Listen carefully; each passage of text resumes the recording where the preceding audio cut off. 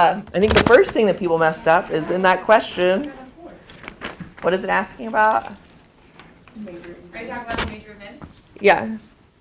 It says what happens. Are occurring during the menstruation in the uterus. Yes, in the uterus. So I had probably half of you wrote something about what was happening in the ovary then. They're like an egg's being released somewhere in the ovary.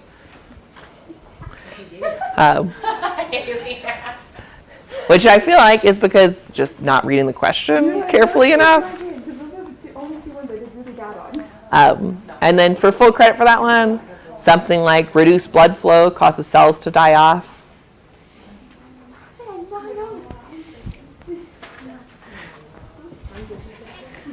And then for the ovary, post-ovulatory phase, corpus luteum producing estrogen and progesterone. So basically it produces the estrogen and progesterone in that phase? The corpus luteum makes a bunch of estrogen and progesterone. Something like that.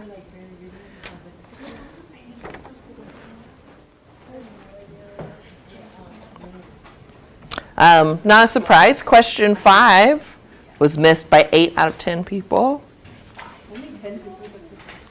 Well, I guess only 10 people took it at the time. So anyone who took it at the testing center isn't factored in on this one. So what force favors water moving from the capsule to the capillaries? It was D. Remember, hydrostatic pushes, osmotic pulls. So those two bring it from the space to the capillaries. It's always hard for people. All right, so 19. 19, only one person got right. 19. I feel smart. What is the kidney going to do in response to higher than normal pH in the blood? So higher than normal pH, is that too acidic or too basic? It's higher than normal. It's basic. It's too basic. So that means, what do you want to do? Excrete more hydrogen? That would be the opposite thing of what you want to do. Reabsorb less HCO3? Yes, it's B.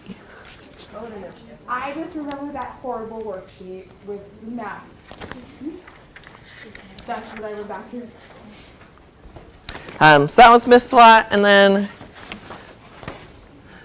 the short answer on 27, a patient has acidosis. How do each of the following respond? 37. You almost right off that worksheet y'all did. Those exact questions. So carbonic acid, bicarbonate. Bicarbonate binds with a strong acid to make a weak acid. Carbon dioxide exhalation. Breathe more or less.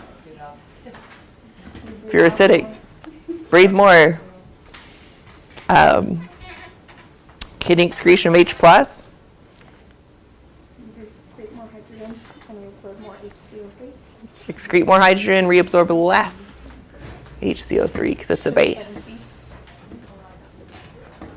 So that one messed people up a lot as well. I understand that system. I get that system.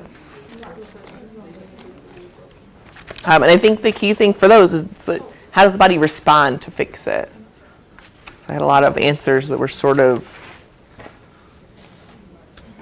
I know they didn't quite say what changed. Like it didn't really describe the body fixing the problem. Maybe some people wrote you breathe for B, or the kidney excretes hydrogen. It always does that. Is it more? Is it less? That's the kind of thing you're looking for. So same thing with these hormones that you're going to be working on. 18 on the next test. Make sure you're, explaining how they fix things, how they respond. So for example, if it asks you about pancreas and blood sugar, if all you write is the pancreas regulates blood sugar, do you think that's describing it enough? No. Does that show me that you know anything? No. It doesn't. Even though I think you might. I think you probably do. But people tend to I don't know. Anyways. Let me know if you want to ask me about any of those. Rest of them. Yeah, wouldn't you just say that pancreas will release insulin to lower your blood sugar if your blood sugar is too high? That'd be half of it. What's the other hormone? It inhibits glucagon, if I said that right. So do you make glucagon when there's high blood sugar or low? When there's low blood sugar. Right. So you have to say all those things together. Oh, we need to finish 18. I have a question. Yeah, that's right. I remember. Chapter 2, part 2. Uh-huh. Open it, it says chapter 15 on it. Oh, yeah, Is that? it's not fine. right? It's fine? Okay. Yeah, I think I used it in Patho or something at some point, and I got the I was wrong. like, it says the right one. Let me make sure. While you're here, let me make sure it's got. Oh, I see what you're saying. Yeah, Yeah, it's the right thing. it's right. Yeah. Right. But we got to do pancreas. No, your next one, chapter 22, part 2, was chapter 20. See, yeah. Yeah. And that's what I was just making sure, like, All right, let me get those tests, unless someone has some questions for me. I know for the final, more kidneys. I missed that day and it screwed me. Which one? Oh, the kidney day? Because I was doing the CPR test. It screwed me. Well, at least you could save someone's life if you didn't Yay, get I those guess. questions right. Not unless their kidneys all come to me. She's like, give them more H+, give them more H+. Whoops. Be terrible. It turns out I missed that day. Sorry, guys. So, pancreas then. All right, so the last gland we wanted to talk about was the pancreas. What's the pancreas's main job that you learned about already? That is one of the things it does, but that's only 1% of it. What is the pancreas supposed to, what's it? Insulin?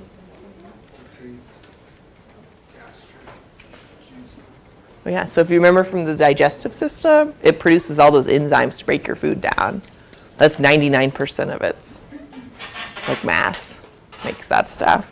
But it does have another important role, like y'all mentioned earlier, which was mean for me to ask about since I forgot that we didn't teach you yet.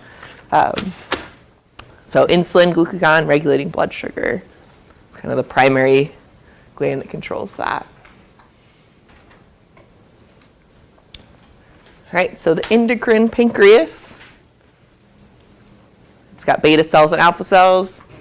Alpha cells make glucagon, beta cells make insulin. They're basically opposite hormones, they're antagonistic. And so you think of it in two different ways. The body has to regulate blood glucose pretty finely. Too high, you have diabetes, you get all kinds of problems with blood vessels, your kidneys, all kinds of things get damaged.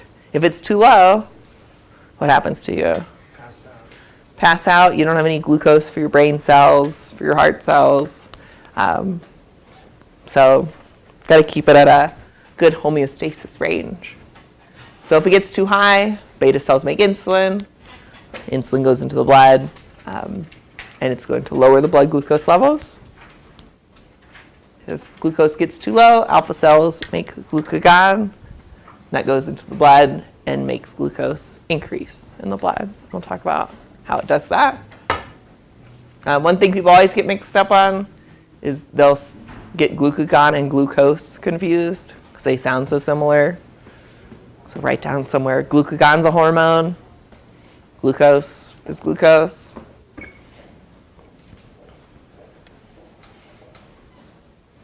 Because I see on a test slot, it'll be like, what happens when there's low blood glucose? And people will say, alpha cells release glucose, which fixes the problem. Does that sound right?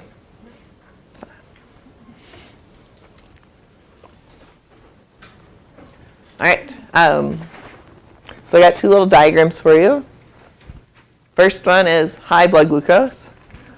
So you eat a bunch of food, maybe there's a lot of simple carbs in it. It's getting absorbed, so your glucose levels go up. And beta cells sense that, and they make insulin. Insulin goes into the blood, and it is all of those things which are going to lower the blood glucose. First one makes sense. It tells your muscles and your liver to take glucose out of the blood and store it. Also tells your fat cells to do the same thing. Use glucose faster, make more ATP. This last one, increased triglyceride synthesis. So take the glucose out of the blood, turn it into fat, which is why you can get fat without eating any fat. Did you know that? It's pretty obvious, right? So any extra glucose is in your blood, that's mainly where it ends up.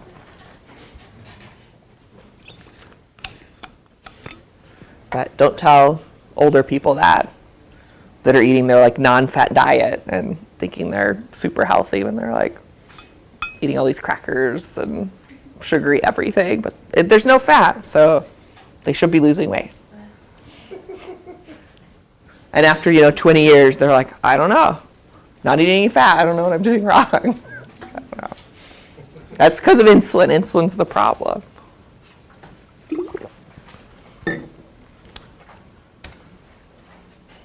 All right, so what about the opposite? So Ross here this morning. Did you eat anything yet today? Yeah, I did. You did? Oh, so I went sweet. off my little thing. Oh man, I wanted to use you for my example. All right, well, did anyone not eat breakfast? Yeah. All right, any of the non-breakfast people here. So you probably have some low blood glucose when you woke up. Your body released some glucagon, so you didn't pass out. You made it here. Glucagon went in the blood, and it told your liver and your skeletal muscle, release your stored glucose into the blood, so your brain has glucose to use. Break down your fats, and the liver can even make new glucose to put into the blood as well. And the glucagon told those tissues to do all those things. Bring the glucose levels back up, stop making glucagon, you've got things fixed. And so this is why you can go, days and days without eating and not just be laying on the ground passed out or something. Because you can just make glucagon and get your stored glucose out from places. All right, any pancreas questions? We'll talk a lot more about it in patho when we do diabetes and stuff. All right, what about questions on the next study guide then, wherever that went? I had one. On 22? Yeah. Oh, here it is. Little b, the antimicrobial peptides. Yeah. I don't know So that's like little chemicals made by your body. what It's a chemical made by the body to kill microbes. The two factors, skeletal muscle pump and respiratory pump, primary, okay, then what? because it's where they develop. Okay, that's what I was like looking around. I was like, wait a second. So- I have for the secondary, I have the lymph nodes, spleen. Is there anyone? You could put the nodules, but Okay. I'm okay if you don't have that Okay, I one. was gonna say I read it and then said it wasn't. Yeah. Yeah. And then the other primary one's the red bone marrow, where you're producing white blood cells. Is it a baby that only produces it So in or cause I remember learning about that. Like a baby doesn't use it in the red bone marrow until like it's year old. they make, when they're younger, they can make it in a lot of places, but they do use red bone marrow too.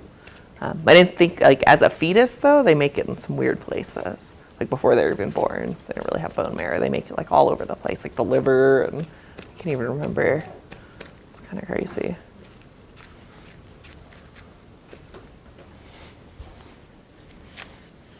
It's weird to think they have their own little heart and blood and kidneys all kind of working inside there.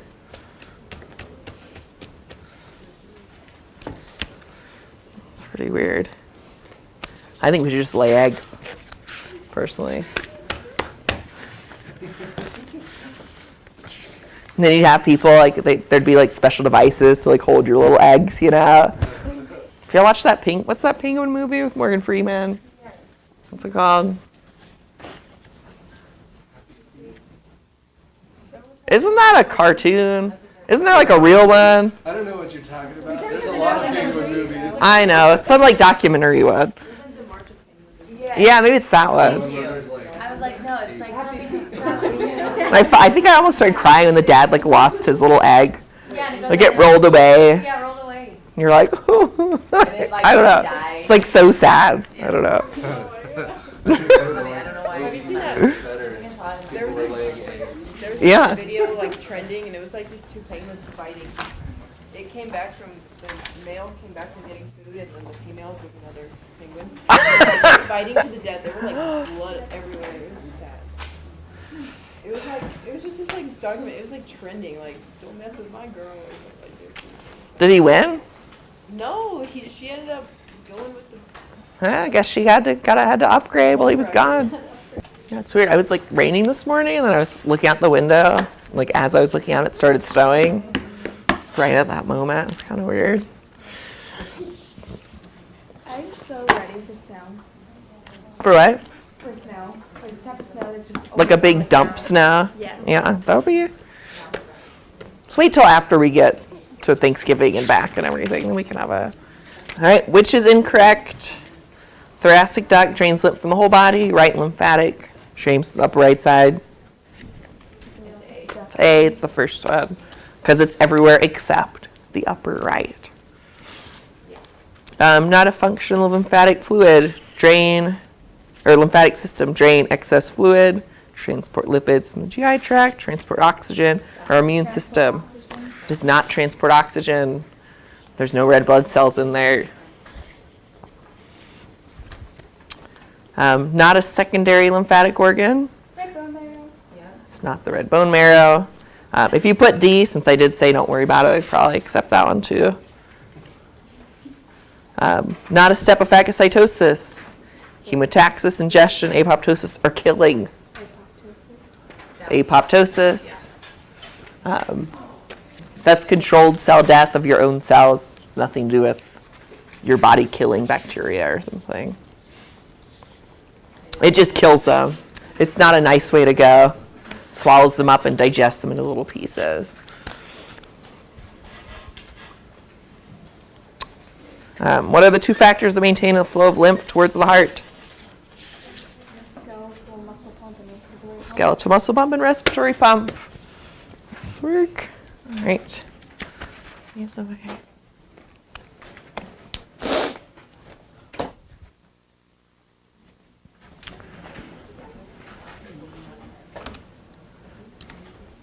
All right. So immune system, it's my favorite system. I think it's the coolest one. So it's got the hardest job. It's got to protect us for 100 years from all these bacteria and viruses and fungus that just want to eat our insides and use us for nutrition. It's a lot harder job than just get oxygen into the blood or get nutrients from your food, right? That's not that hard. But fighting off all these bacteria. What? I was like, when you put it that way. I know. I think it's awesome. So we're going to do kind of the simpler, the first two lines of defense today, and then we'll do the adaptive, sort of more complex part next time. But first, what's the lymph system? Did y'all know you have a whole separate like circulatory system in the body, the lymph system? I didn't know that until I started teaching this class. I just thought it was blood, arteries, and veins. And I was like, what? Lymph system? What's that? Kind of interesting. So do you remember back when we did blood leaving, or liquid leaving the blood, hydrostatic pressure, and then it goes past the cells? Well, it has to go somewhere after that. So it goes into the lymphatic capillaries, and then from there, it gets pushed by mostly the skeletal muscle pump back up above the heart into the, eventually into the right atrium up there. And then all throughout, that's where your lymph nodes are located. It's full of white blood cells, has lots of antibodies in it. And so you could think of the flow of fluid and any random debris or small things. It's coming to the artery, into the capillaries, and then a lot of that liquid and other stuff is leaving, going to the capillaries, which is good because now if there's little pieces of viruses or bacteria or anything, they're going to go through the lymph nodes close by. So your body can recognize and fight off that infection. So there's solutes, water and white blood cells, goes back into the blood eventually. Right, so what about this one? Do I have a? So maybe we want to talk about, we got C and E, most popular. All right, it's almost exactly what we had before. I think E is the best answer. So everybody agrees C is one of the answers, obviously. So B, where does interstitial fluid come from? It's blood plasma that leaks out of the capillaries. So first it's blood plasma, then it's interstitial fluid, and then it's lymph fluid. It's kind of the progression. All right, how about this one? How is lymph different from blood? All right, so maybe chat with your group there. See what they got. It is G. So it does have white blood cells, but so does blood. So that one's not right. It only goes towards the heart because blood goes towards and away from the heart. So B's right. Function is different. What would you say the main function of your blood is? There are a few functions. So move oxygen around, move carbon dioxide around, move nutrients around. Lymph is more immune function for the most part. Or collect interstitial fluid. Contains red blood cells. Not true at all. All right, so this is the stuff you did before class, but we'll just quickly review it. So what do all the different organs of the lymph system do? The thymus is where T cells mature. They start as little immature cells. And they learn basically how to fight infections in the thymus. That mostly happens when you're younger. So like a baby's thymus is a lot more active than an adult's. So you can, if I took out your thymus right now, probably you'd have no symptoms and nothing would happen to you because you already made all your T cells for the most part. Bone marrow makes all your blood cells. You already know that. Lymph nodes. That's where a lot of your immune cells sort of hang out, especially the B cells. And they filter the blood looking for infectious particles to fight against. Your spleen gets rid of red blood cells that are worn out, and it also stores lots of platelets. There's B cells in there too. In lymphatic nodules, they're basically miniature lymph nodes. They just don't look quite the same.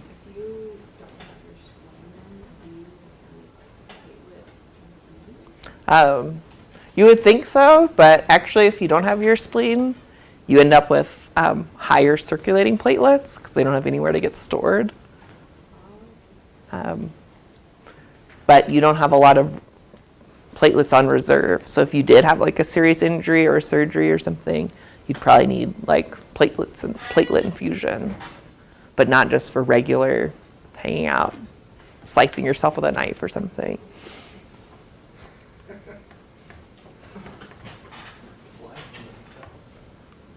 Well, you know, when you're cooking and stuff. Oh, yeah. Doesn't have to be on purpose. All right, here's your lymphatic system in one nice diagram. And you can see the capillaries and the lymphatic vessels in green. All these little nodes, those are your lymph nodes. There's the spleen. You can see the thoracic duct up there, or right there. And then, where's the other one? Here's our right lymphatic. And you'll see I have a little picture of the drainage. Where do you see a lot of lymph nodes?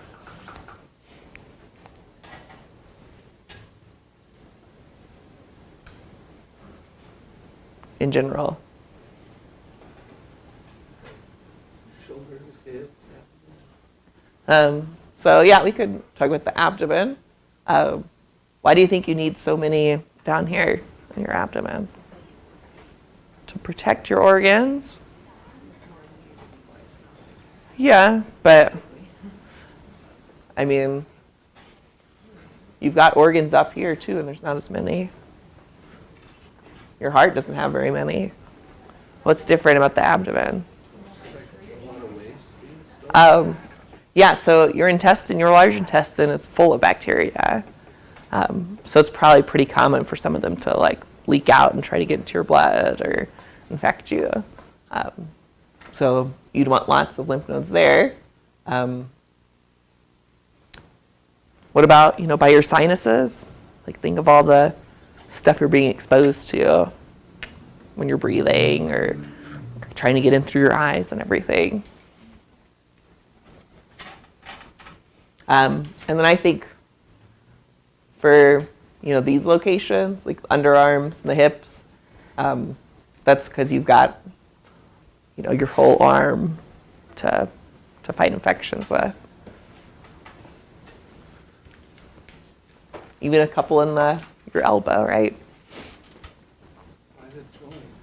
What? Seems like a lot of commotion. Oh, yeah, I don't know. Interesting. But that's kind of the main reason. Why do you think you'd want them spread all over, though? And not just, have one huge lymph node right here? What's the advantage to spreading them out like that?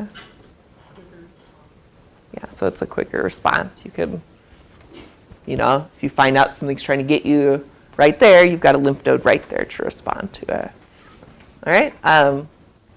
We'll do more of this probably in lab, but just thought I'd show you a little bit. It's kind of interesting. So your lymph nodes, obviously there's cells there, so they need a blood supply. So you've got artery and a vein bringing the oxygen in, and then you also have vessels bringing the fluid in, which are the afferent, and then there's vessels that take the lymph out. So it comes in and it filters past. There's a bunch of T cells and B cells all throughout. They're going to be exposed to this fluid, which if there's anything trying to infect you, it'll contain parts of those infectious agents. Filter on through, get collected, and get pushed back to the heart. All right, so 3 lines of defense. First is nonspecific. I should mention 3 lines of defense against pathogens. That's what we're talking about here. Viruses, bacteria, fungus, tiny little worms that want to hang out. Or not even just tiny, right? They could be huge. Take up your whole intestine. Yeah, just ask Mr. Smith. Mr. Smith? What? He had good stories about Tapeworms. worms growing up in Georgia. Oh, nice. So first line of defense, it's physical, chemical, or genetic. It's not specific. Second, it's also not specific. Happens inside the body. It's cell-based. And then the third is specific, and antibodies and cells are involved. We're going to talk about the first and second for today. So the diagram shows all of them together. So second line of defense, we're going to look at inflammatory response, phagocytosis. It's all these non-specific but cell-based defenses. Third line, That's going to be B cells, T cells, antibodies, all that business. So first line of defense, just a bunch of examples. Your epidermis, that blocks, that's like a physical block. Mucous membranes, where do you have some mucous membranes? So in the sinuses, in your lungs, your intestines. So if you remember, that's like mucus with little hairs beating to kind of catch anything. It's kind of a physical barrier. Lysozyme, that's an enzyme that kills bacterial cell walls. It's in your tears, your saliva, and sweat. In micro, we do a lab where we make you cry and collect your tears and test them for potency against bacteria. It's pretty fun. Yeah, cut onions. Most of the time it doesn't work, and we just like blow air into your eye. But because I feel like sometimes onions aren't strong enough. It just depends. And then you get one that's like intense, and you just like can't stop.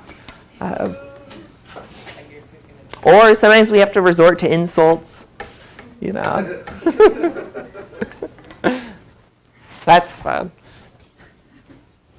Flow of urine, that's considered a defense because it's like just physically getting things out. Same with defecation and your gastric juice, which is, super low pH, kills most things that you're ingesting, including that listeria that maybe I ate yesterday. Yeah. I saw that on Facebook after I got to work and I ate hummus for breakfast. We just had it. I was like, that's great. We just had it before too. I was like, really? Yeah. It's okay. We're not immunocompromised. I think we'll be okay. What brand is it with the S? What is it? Sahara? Yeah, whatever, that red one. Yeah, that red one.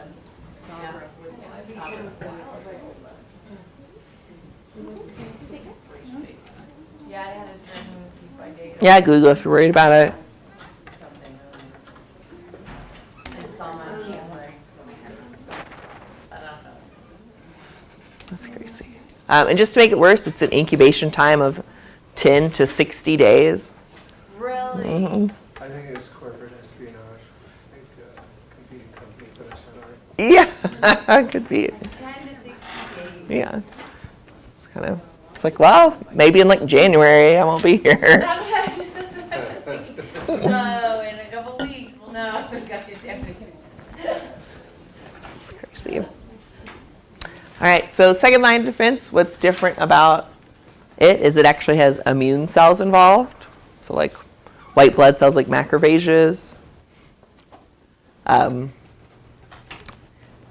anything to do with inflammation or cytokines is kind of second line of defense.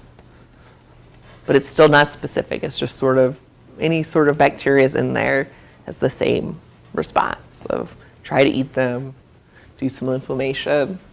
So no B cells, no T cells, no antibodies for second line.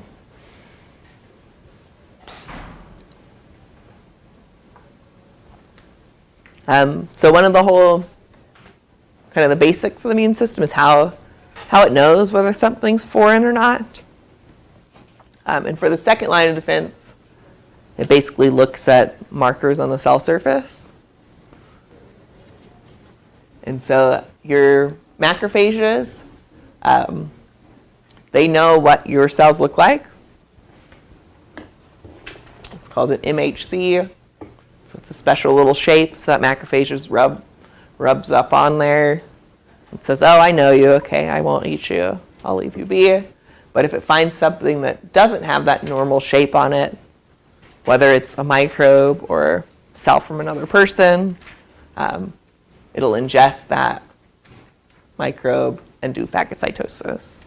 Just ingest it, break it down, those steps that you looked at before class. Break into little pieces. All right, so in general, how does your immune system know? Something is foreign. It's definitely D. All right, so I would say E is probably the best answer. So it's looking for the shape of molecules on the cell surface. That's how it knows. So either looking at the shape of molecules on the cell surface is how I describe it.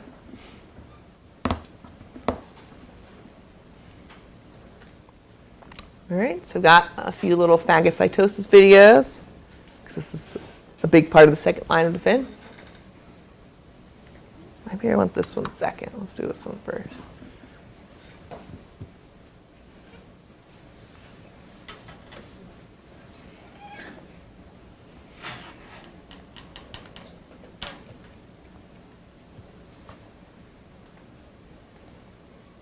I think it zoomed in enough. All right, and we'll speed this along. One thing to note, bacteria and viruses are a lot smaller than your cells, especially than macrophages. Macrophages are pretty big. So we'll look at a little phagocytosis. Here's bacteria. There's like a macrophage.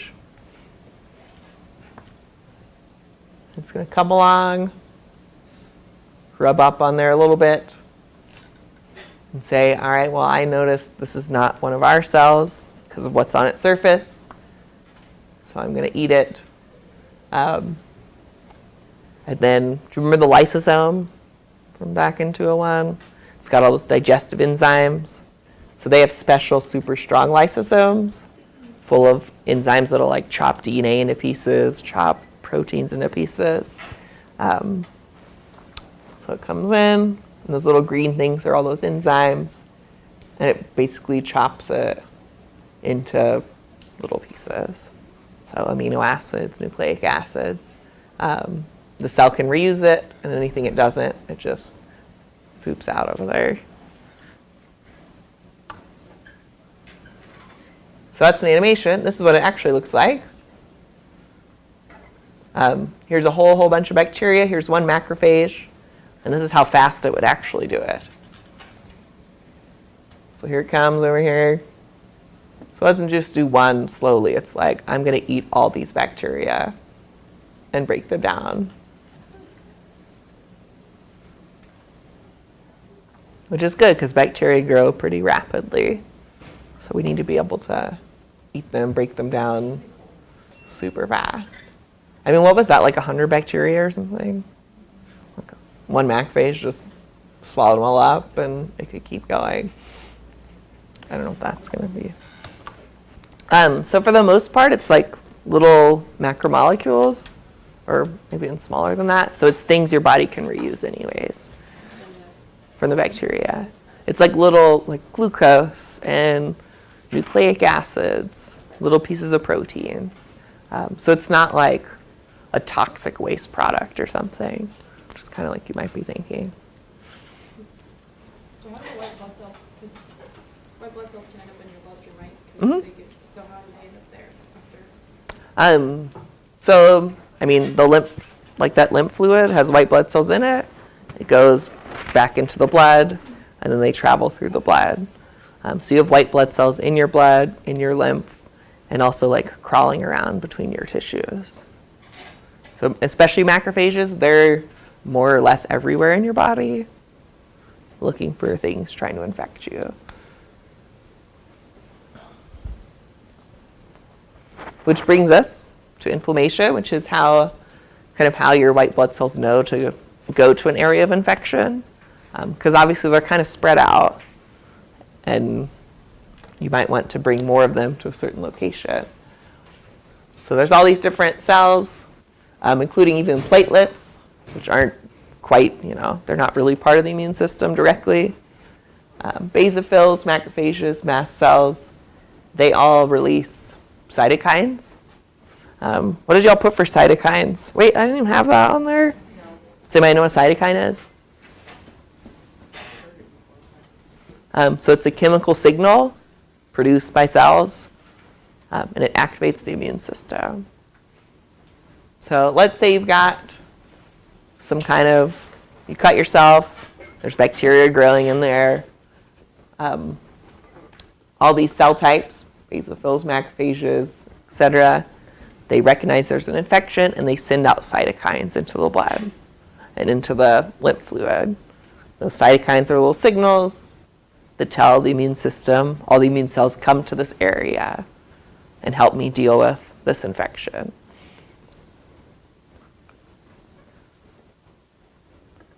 And we're going to look at these stages. So one of the first stages is vasodilation, which helps bring more blood to the area, which should bring more of the immune cells there.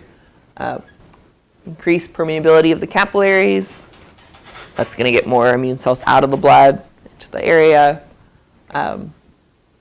Also, those two things, that causes swelling. So when you have an infection, remember when it's the hallmark says, is it red, is it swollen? That's from that. And the phagocytes leave the blood. And the third final stage is kind of clean up the area, repair the tissue. And we could see all those steps in here.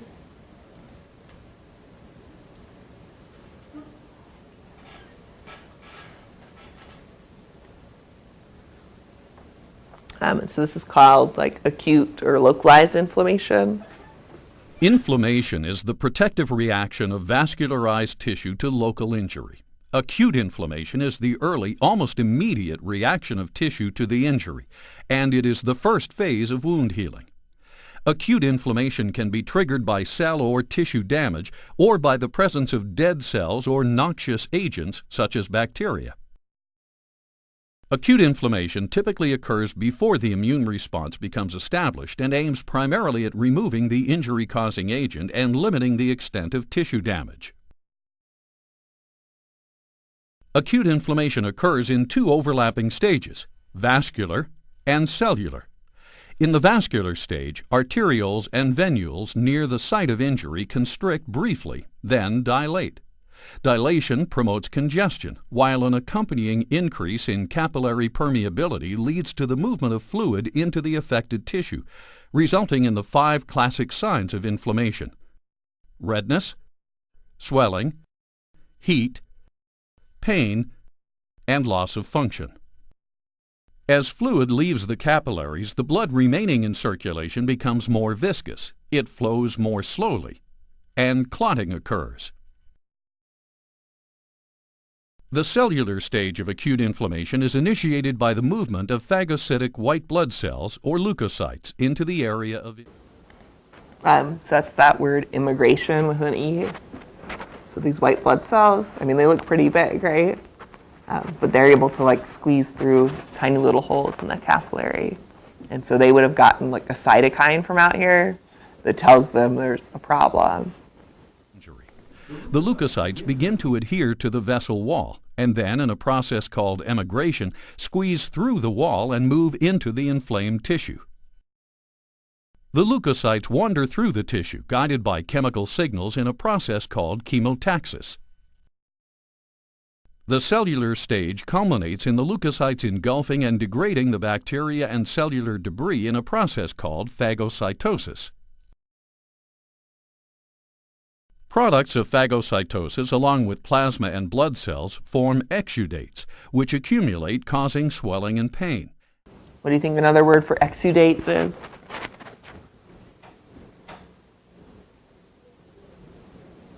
What happens if you get like an infected cut after a while? Yeah, so exudates, that's pus. So like white blood cells, dead bacteria, some red blood cells that leaked out. This one looks ready to burst.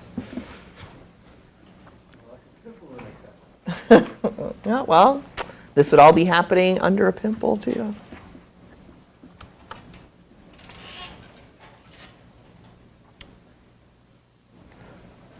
All right, so which of these do you think is a function of inflammation? All right, so it is F, A, B, and C there, all three of those. And so this could occur anywhere there's damage or an infection. So it could be at the skin, it could be in your GI tract if you've got listeria like I do, or kidney infection, UTI, anywhere you've got an infection, you'd have the kind of that same response. All right, there's another part of inflammation. And that's fever. So this is kind of a broader response. And there's two ways you can get a fever. One is there's some bacteria that actually make molecules that directly cause fever. They're called pyrogens.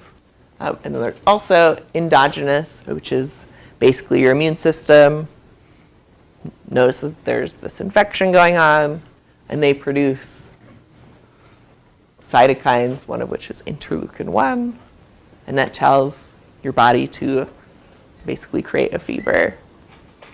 So you might remember the part of your body that's mostly in charge of your temperature. So it's the hypothalamus that senses and changes the body's temperature, through the thyroid and everything. So this interleukin-1 goes to the hypothalamus and tells it to change the set point of your temperature.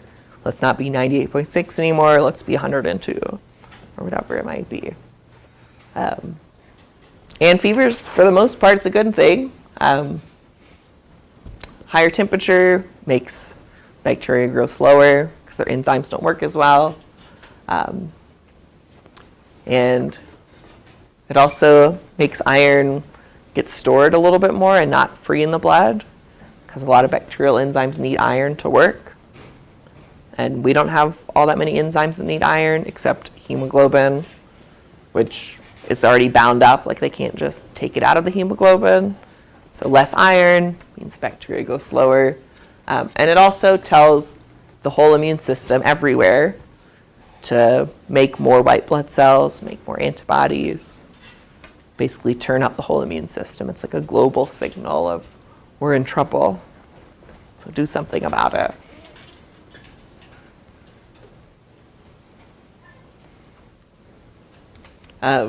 What are some negative things of fevers, though, for a person?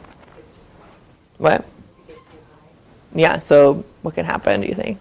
Cause brain damage. Yeah, so your brain cells can get damaged, the neurons can die. Yeah, definitely. And that's because your enzymes, they work okay, but if it gets too hot, they also stop not working. So if your enzymes stop working, then your cell can't do everything it's supposed to. It also increases your metabolism, so you use up your water faster. So what do they always tell people with a fever to do? Drink more water, hydrate.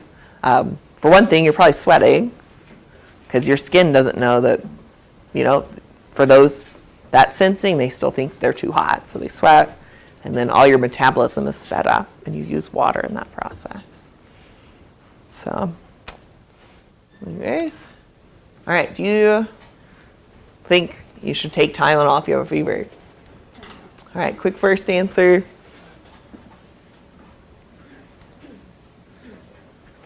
All right, so have you chat with your group? Obviously, there's no direct right answer for this one. Are you thinking of some situations maybe? So why don't you talk about some situations where you think it would be good versus not good? All right, what are some situations where you would, do you think? It's too high. Okay, and what's too high for an adult? For an adult, Yeah, it's 103, and for a kid? it's 1 no, higher than that.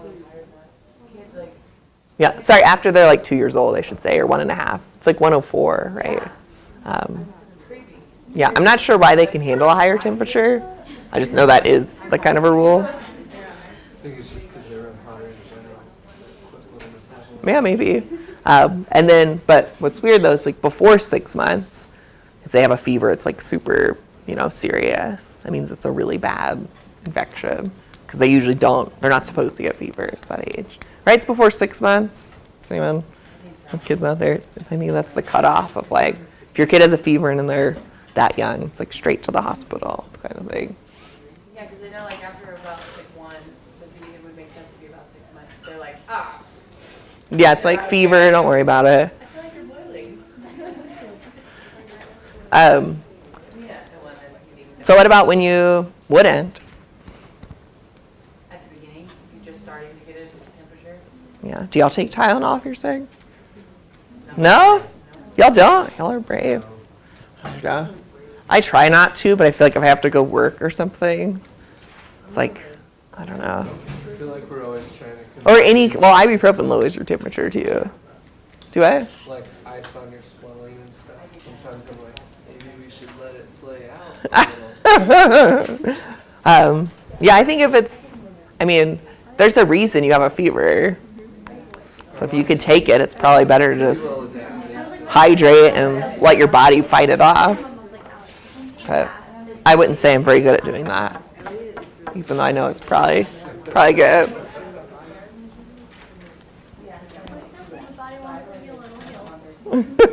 If it's not going to make it this time, then I guess that's it. I guess that's it.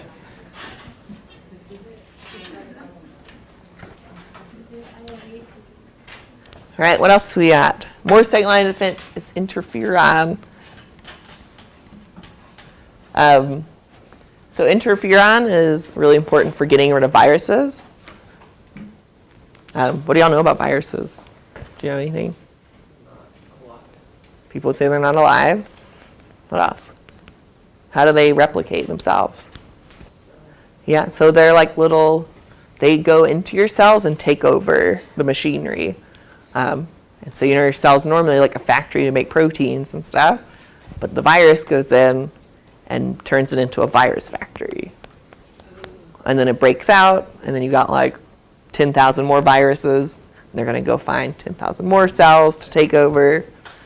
So they live inside your cells, reproduce in there. So we need to have some defense against that. And interferon is one of the main ones. So all of your cells, not just immune cells, any of your cells, they have a way of detecting that they're infected, and they send out interferon before they get totally taken over and die. It's like their last little gasp before they're done for. And that interferon, it tells cells close by to make their own antiviral proteins that maybe like chop up viral DNA or something. And it also tells cytotoxic T cells, which you'll see more about next time. They're your antiviral immune cells, to make more of them.